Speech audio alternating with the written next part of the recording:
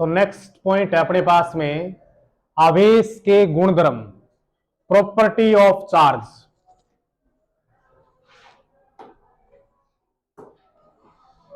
पहला गुणधर्म है आवेश कैसी राशि है?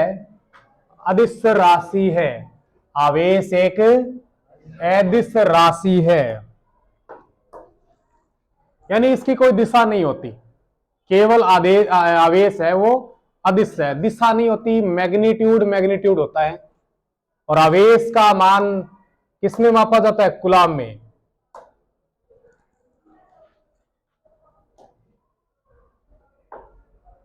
हाँ भाई, नेक्स्ट है अपने पास में 2 नंबर, आवेश योज्य भौतिक राशि होती है।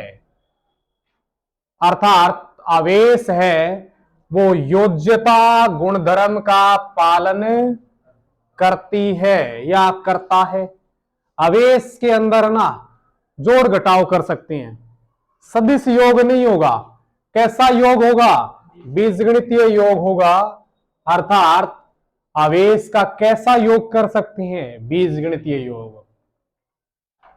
आवेश एक मतलब योज्यता गुणधर्म का मतलब है किसी निकाय के अंदर अगर आवेश की टोटल वैल्यू निकालनी है तो किसी निकाय का कुल आवेश का मान सभी आवेशों के बीजगणितीय योग के बराबर होता है। ठीक है, जैसे मेरे पास में ये कोई सिस्टम है, निकाय है, इस निकाय में +1 कूलाम, -2 कूलाम, +8 कूलाम, प्लस के 7 कूलाम आवेश है। तो इस निकाय का जो नेट चार्ज है वो कितना होगा? नेट चार्ज बराबर में होगा प्लस का 1 कूलाम, माइनस का 2 कूलाम, प्लस का 8 कूलाम, 7 कूलाम, प्लस का 7 कूलाम और माइनस का प्लस का 8 कूलाम, दोनों प्लस प्लस के हैं। ठीक है, तो प्लस प्लस वालों को जोड़ लो, 1 और 7, 8, 8, 8 16। प्लस के तो 16 कूलाम होंगे और माइनस के कितने होंगे? 2 कूलाम। तो अपने पास में ये आएगा टोटल प्लस के 14 कूलाम, यानी कि बीजगणितीय योग कर सकते हैं। 3 नंबर है आवेश क्वांटीकृत भौतिक राशि है, यानी आवेश पैकेट के रूप में पाया जाता है। आवेश क्वांटीकृत भौतिक राशि है, इसका मतलब है आवेश क्वांटीकरण गुणधर्म का पालन करता है, क्वांटीकरण नियम का पालन करता है। और क्वांटीकरण गुणधर्म क्या होता है? आवेश का जो मान है वो कंटिन्यूअस नहीं होता, सतत नहीं होता। आवेश का मान सतत रूप से ना होकर कैसा होता है? विविक्त रूप में होता है, विविक्त रूप से होता है। और जिसका मान एक न्यूनतम भौतिक राशि के पूर्ण गुणक के रूप में होता है। आवेश का मान सतत रूप से ना होकर विविक्त रूप से होता है, जिसका मान न्यूनतम भौतिक राशि के पूर्ण गुणक के रूप में होता है। मैथमेटिकल अप्रोच बनाएं तो क्या आएगा? Q is equals two plus minus, आवेश 2 प्रकार के होते हैं, प्लस का और माइनस का, NE। E क्या है? ये है न्यूनतम भौतिक राशि, और इसका जो मैग्नीट्यूड होता है वो होता है 1.6 गुणा में 10 की घात -19 कूलाम। और आवेश का इसे बोला जाता है क्वांटा। तो आवेश के एक क्वांटे की वैल्यू भी क्या है? 1.6 गुणा 10 की घात -19 कूलाम। और n क्या है? पूर्ण गुणक है, n का मान 1, 2, 3 डैश डैश डैश इस प्रकार से होता है। नेक्स्ट इसके अंदर क्या है कि आवेश का क्वांटीकरण की खोज आवेश के क्वांटीकरण की खोज मिलिकन ने की थी। अपने तेल बिंदुक प्रयोग में, तेल बूंद प्रयोग के अंदर मिलिकन ने आवेश के क्वांटीकरण की खोज की। चौथा गुणधर्म है आवेश एक संरक्षित भौतिक राशि होती है, कंजर्व होती है, बदलती नहीं है। आवेश एक संरक्षित भौतिक राशि है, अर्थात आवेश कौन से नियम की पालना करता है? संरक्षण नियम की पालना करता है। आवेश है वो संरक्षण नियम की पालना करता है। अब बात करते हैं आवेश के संरक्षण नियम की। आवेश संरक्षण का नियम किसी निकाय में क्रिया करने से पहले और क्रिया करने के बाद आवेश संरक्षित रहता है। क्रिया करने से पहले और क्रिया करने के बाद आवेश का मान क्या रहेगा? कांस्टेंट रहेगा। जैसे एग्जांपल, कार्बन का दहन होता है C+ में O2, गर्म करेंगे या जलाएंगे इसे वायु की उपस्थिति में तो CO2 बनेगा और चमकता दिखाई देगा लाइट, और ऊष्मा के रूप में कुछ मिलेगा तो हीट बोल दें, ठीक है।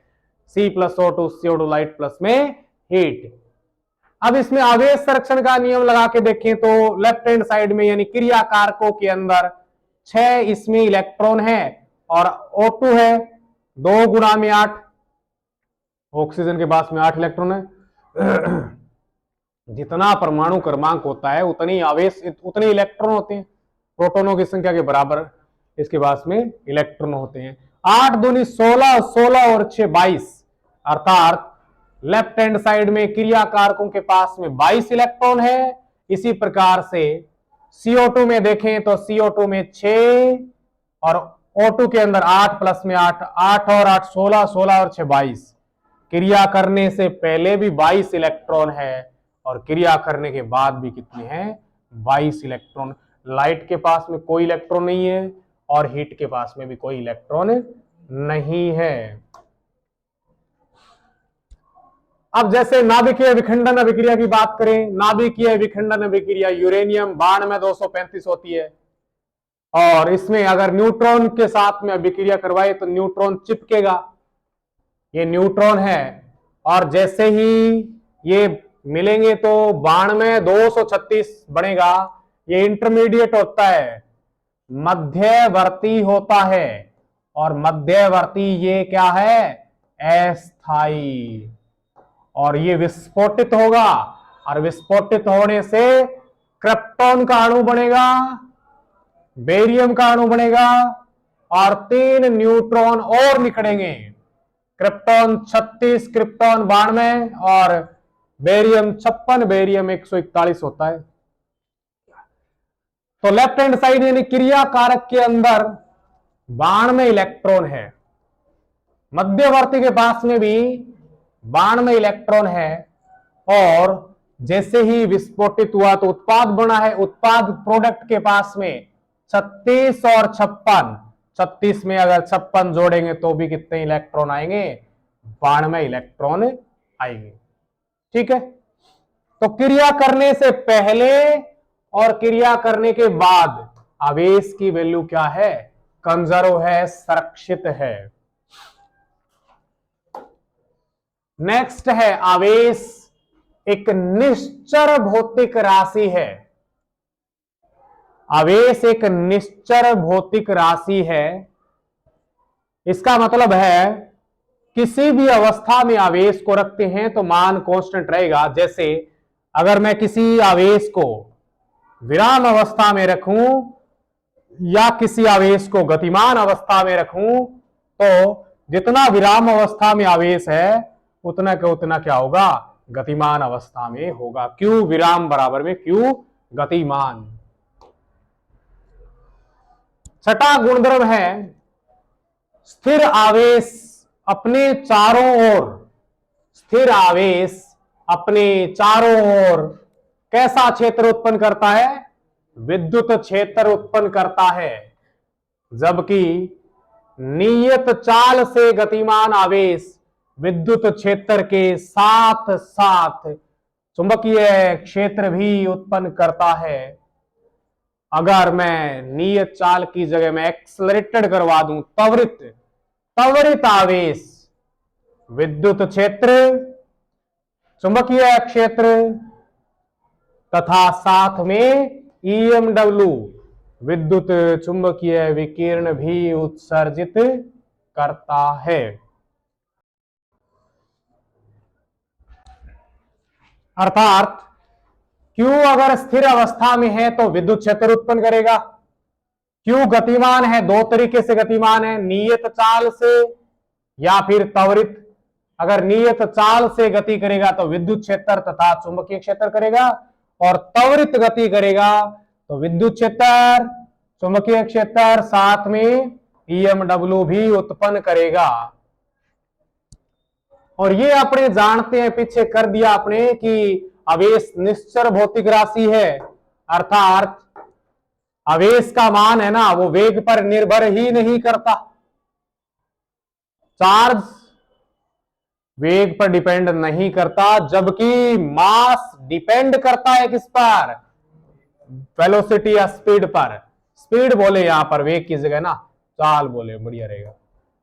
मास depend on speed but charge not depend on speed, यानी कि चार्ज है वो वेग पर निर्भर, चाल पर निर्भर नहीं करता, जबकि द्रव्यमान है वो चाल पर निर्भर करता है। ये थे आवेश के गुणधर्म।